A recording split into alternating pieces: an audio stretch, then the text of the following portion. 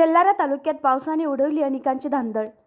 तेल्हारा तालुक्यात 27 मे रोजी रात्रभर पावसाने चांगलाच धुमाकूळ घातला असून शेतातील उन्हाळी ज्वारी, मूग, कांदा पिकांसह फळबाग पिकांचे मोठे नुकसान झाले आहे। विजांचा कडकडाटासह सोसाट्याचा वारा व पाऊस बरसत असल्याने शेतकऱ्यांची खरीप पेरणीसाठीची शेती मशागत थांबली आहे।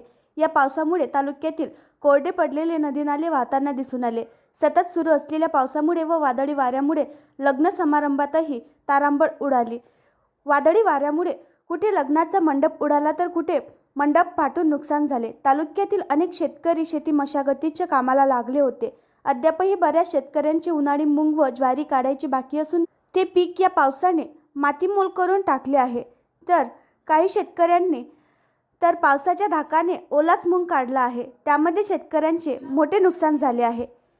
शेतातील रोटावेटर, पंजी, वखरणी, नांगरणी, काळ्या वेचणी, खत फेकून काळ्या फणे वेचणी, धुरे साफ करणे, बांध बंदिस्ती करणे, झाडाझुडपांची कटाई, झाडणी करणे ही कामे पावसाने प्रभावित झाली आहे।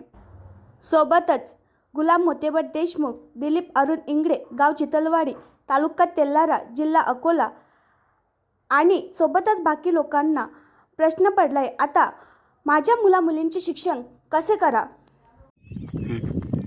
माझं शेत अळगाव बुद्रुक मंदी आहे। मी दिलीप इंगळे, चितलवाडी गाव आहे। माझ्या शेतामध्ये 5 एकर भुईमुग आहे। त्याच्या सगळ्या भुईमुगमध्ये कोंब फुटले। खर्च पुरं 1.5 लाख रुपये आलं शेताले। 10 रुपये किलो येचाई लागली आणि त्याच्यात पाण्याला सारी बुरशी आली शेंगीले आणि सारं कर्ज बाजारी झालो। आता पुढे काय करावा समजायला मार्ग नाही आहे। विचार पडला, पुऱ्या शेंगीले कोंब फुटले असे, माझी शेंग अशी कामातच नाही राहिली, पूर्णपणे खराब झाली शेंगे, कावी झाली पुरीची पुरी। सरकारनं मदत करावी अशी विनंती आहे।